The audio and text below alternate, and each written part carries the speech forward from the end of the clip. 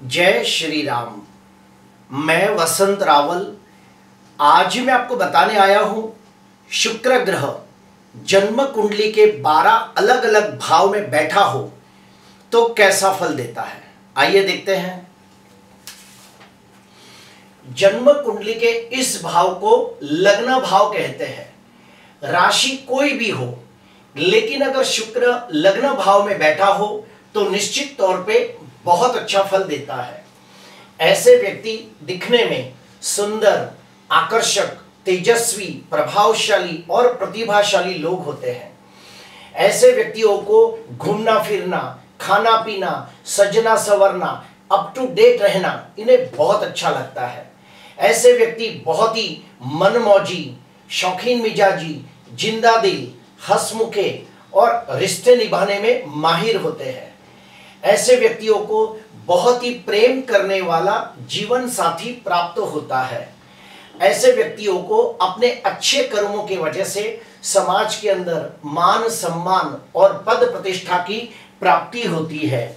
ऐसे व्यक्ति एक अच्छे कलाकार भी होते हैं। अगर ये लोग कोई कला सीखे तो इन्हें निश्चित तौर पे कला के अंदर मान सम्मान भी प्राप्त होता है। शुक्र अगर दूसरे भाव में हो तो निश्चित तौर पे बहुत अच्छा फल मिलता है। क्यों? क्योंकि काल पुरुष की कुंडली के अंदर दूसरे भाव के अंदर वृषभ राशि आती है और वृषभ राशि के अंदर शुक्र स्वगृही होता है। इसीलिए शुक्र दूसरे भाव में बैठा हो तो बहुत अच्छा फल मिलता है। ऐसे व्यक्तियों को कुटुंब का सुख उत्तम प्राप्त होता है। ऐसे व्यक्तियों को 36 साल के बाद जैसे जैसे वर्ष बीतते हैं वैसे वैसे उन लोगों के पास कैश बैलेंस और बैंक बैलेंस बढ़ते जाती है। ऐसे व्यक्तियों की आंखें बहुत सुंदर होती है और हाँ, बाल भी इनके बड़े सुंदर होते हैं। ऐसे व्यक्ति मीठी वाणी बोलने वाले मधुर भाषी लोग होते हैं। ऐसे व्यक्ति स्वभाव से हंसमुखे, मनमौजी, जिंदा दिल, मजाकिया स्वभाव के और खुश मिजाजी स्वभाव के लोग होते हैं। ऐसे व्यक्ति 82 वर्ष की दीर्घ आयु प्राप्त करते हैं। क्यों? क्योंकि शुक्र की 7वीं दृष्टि अष्टम भाव पर पड़ती है। इसीलिए ये लोग दीर्घ आयु प्राप्त करते हैं और इन्हें गुड शास्त्र सीखना, जानना इन्हें बड़ा अच्छा लगता है। जैसे कि ज्योतिष शास्त्र, वास्तु शास्त्र, रत्न शास्त्र, तंत्र, मंत्र, यंत्र जैसे शास्त्र सीखना इन्हें बड़ा अच्छा लगता है। शुक्र अगर तीसरे भाव में बैठा हो तो भी बहुत अच्छा फल मिलता है। ऐसे व्यक्तियों को एक छोटी बहन होने की संभावना ज्यादा रहती है। ऐसे व्यक्तियों को बचपन में ही कोई कला सिखा दी जाए तो ये लोग बड़े होकर एक अच्छे कलाकार बन सकते हैं। जैसे कि डांसर, सिंगर, पेंटर, वाजिंत्र वादक, एक्टर, डायरेक्टर, प्रोड्यूसर, नाटककार, कवि, लेखक, कॉमेडियन जैसे एक अच्छे कलाकार ये लोग बन सकते हैं। ऐसे व्यक्ति बहुत ही मेहनतू, साहसिक, पराक्रमी होते हैं। अपने जिम्मेदारियों के प्रति पूरे ईमानदार, वफादार, नीतिवान और निष्ठावान लोग होते हैं। ऐसे व्यक्तियों में और एक खास बात देखी गई है कि ये लोग छोटी छोटी बातों के अंदर भी बहुत ही गहनता से कोई भी चीज को सीख लेते हैं। शुक्र की 7वीं दृष्टि भाग्य स्थान पर है तो ये लोग 24 साल में इनका भाग्योदय हो जाता है और इन लोगों को छोटी मोटी यात्रा के बार बार योग बनते हैं। ये लोग अपने छोटे भाई बहनों के साथ बहुत अच्छा रिश्ता बना कर रखते हैं और ये लोगों का अपने अड़ोसी पड़ोसी के साथ, सगा संबंधी के साथ भी बहुत मधुर रिश्ता होता है। शुक्र चौथे भाव में हो तो निश्चित तौर पे बहुत अच्छा फल देता है। क्यों? क्योंकि चौथे भाव के अंदर शुक्र दिग्बली होता है। जिसकी भी कुंडली के अंदर शुक्र चौथे भाव में हो तो ऐसे व्यक्तियों की जो माता होती है वो दिखने में सुंदर, आकर्षक, तेजस्वी, प्रभावशाली और नसीबदार माता होती है। ऐसे व्यक्तियों को मकान का सुख, जमीन जायदाद का सुख, प्रॉपर्टी का सुख उत्तम प्राप्त होता है। ऐसे व्यक्ति अपने जीवन के अंदर कम से कम 4 या 5 बार ब्रांड न्यू गाड़ी खरीदी करते हैं और ये लोग जो घर में रहते हैं उस घर के अंदर भी बहुत अच्छा इंटीरियर डेकोरेशन करवाते हैं। ऐसे व्यक्तियों के जो घर का माहौल होता है वो बहुत ही आनंदमय, शांतिमय, सुखमय, संतोष में और सुकून भरा इनका घर का माहौल होता है।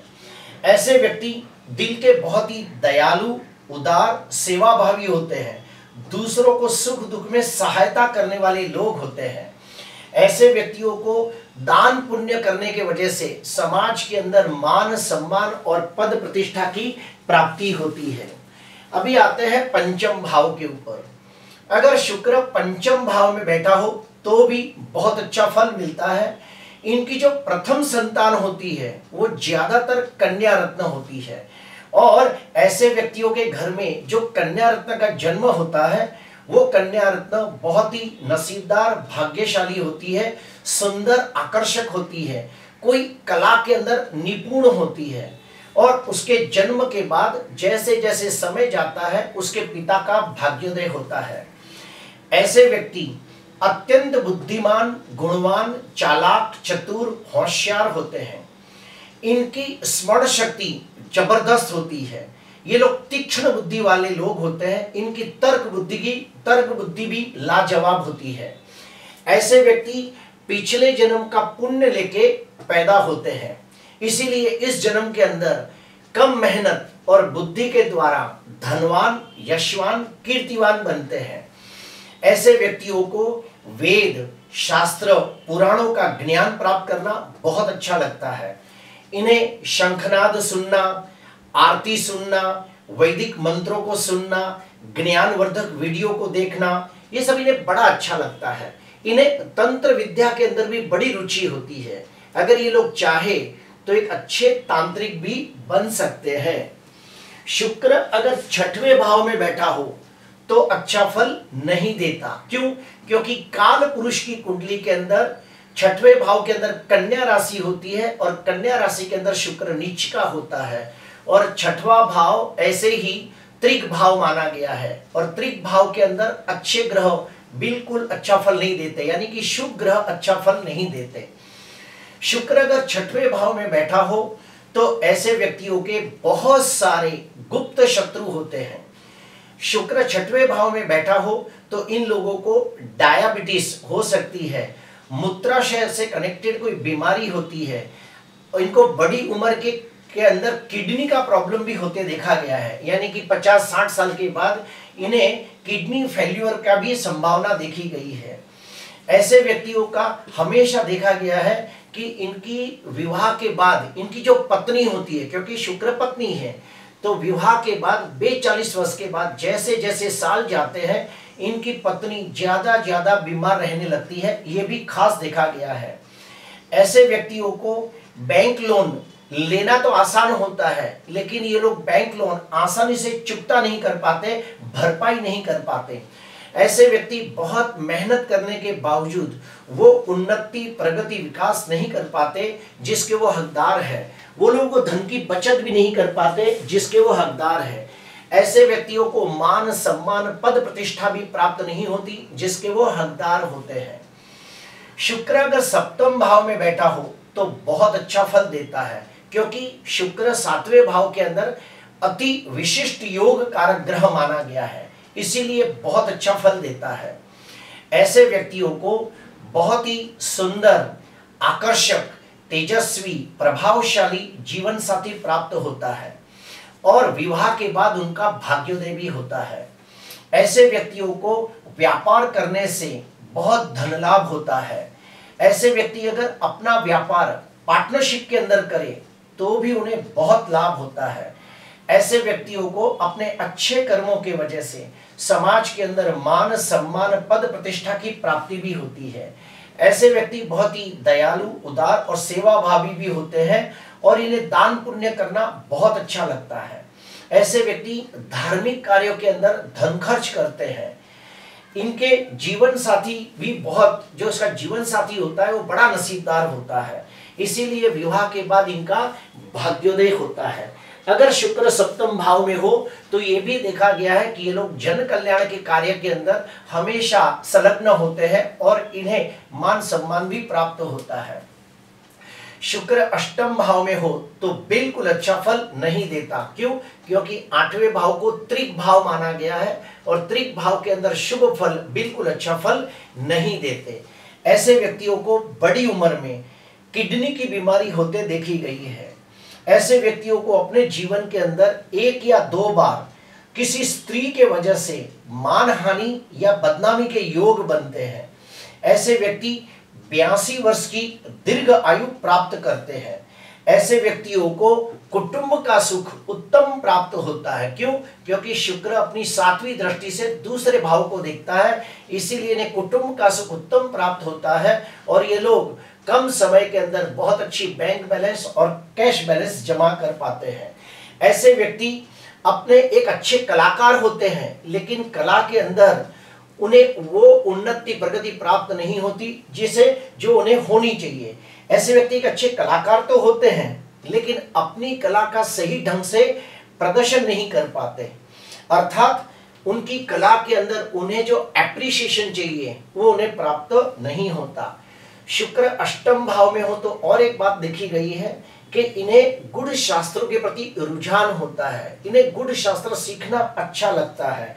और एक बात देखी गई है कि ऐसे व्यक्तियों को पैतृक संपत्ति मिलने के योग ज्यादा बनते हैं और मम्मी के तरफ से, अपनी माता के तरफ से आर्थिक अचानक धन लाभ होता है, ये भी देखा गया है।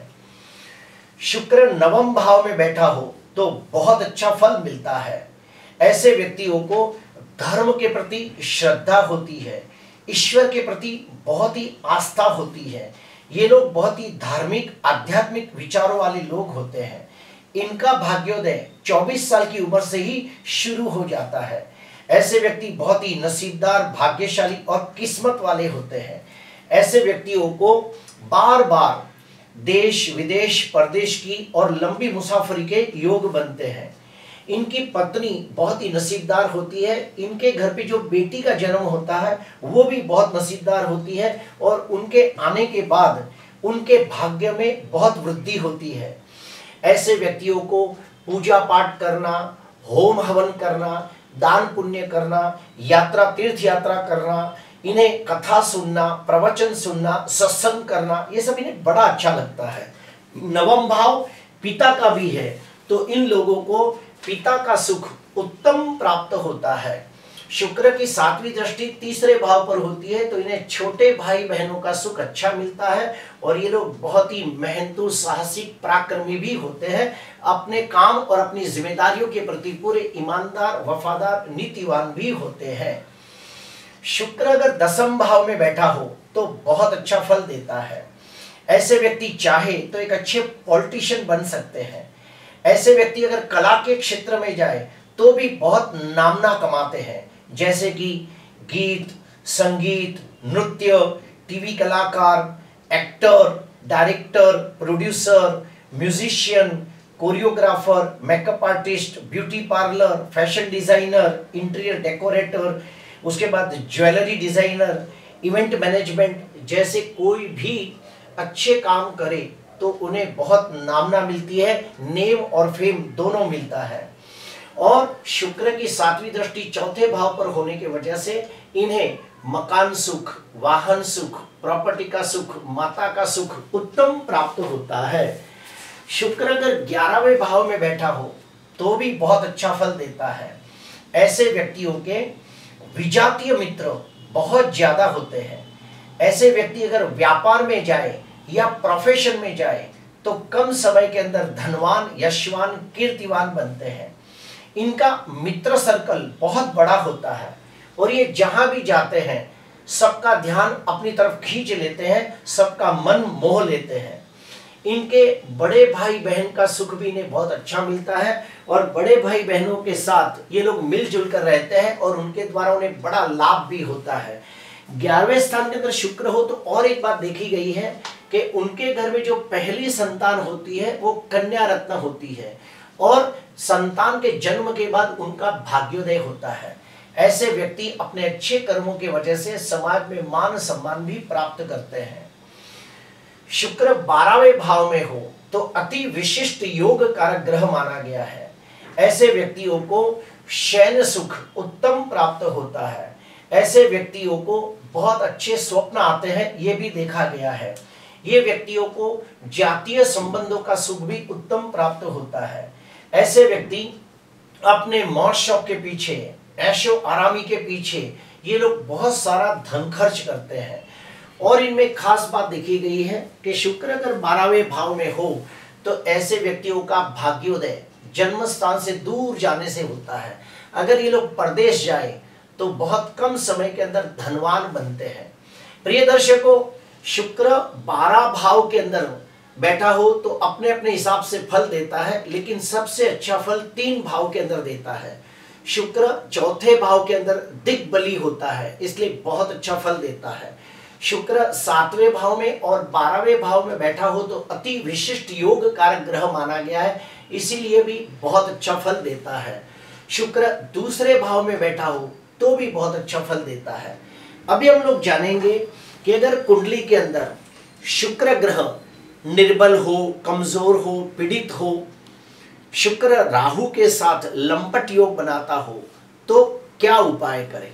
सबसे पहला उपाय, ओम ह्रीं शुक्राय नमः, ओम ह्रीं शुक्राय नमः, ये मंत्र का रोज 108 बार जाप करें। दूसरा उपाय, शुक्र ग्रह की जो देवी है वो है माता लक्ष्मी, तो महालक्ष्मी का अनुष्ठान करें। ओम श्रीं ह्रीं श्रीं कमले कमलालय प्रसिद्ध प्रसिद्ध महालक्ष्मी नमः, ओम श्रीं ह्रीं श्रीं कमले कमलालय प्रसिद्ध प्रसिद्ध महालक्ष्मी नमः। ये मंत्र का आप 1.25 लाख बार जाप कर सकते हो और फिर उसका दशांश होम तर्पण मार्जन कर सकते हो। तीसरा उपाय, तांबे के लोटे के अंदर पानी भर के उसमें सफेद चंदन डाल के आप सूर्य को अर्घ्य प्रदान कर सकते हो और ओम ह्रीं शुक्राय नमः, ओम ह्रीं शुक्राय नमः के जाप कर सकते हो। अगर आपकी कुंडली के अंदर शुक्र लग्नाधिपति, पंचमाधिपति, भाग्याधिपति बनकर बैठा हो, अर्थात त्रिकोण का मालिक होकर बैठा हो, कुंडली का कारक ग्रह, योग कारक ग्रह बनता हो और वो नीच का न हो, 6वें, 8वें, 12वें भाव में न बैठा हो, तो आप शुक्र का रत्न हीरा धारण कर सकते हो।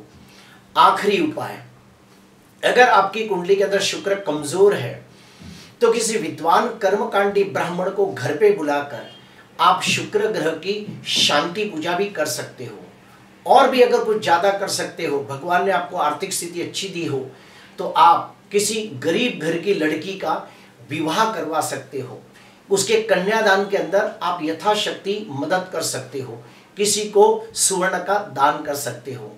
प्रिय दर्शकों, आज के लिए बस इतना ही। आपको अच्छा लगा हो तो जरूर लाइक करना, सब्सक्राइब करना। नमस्कार।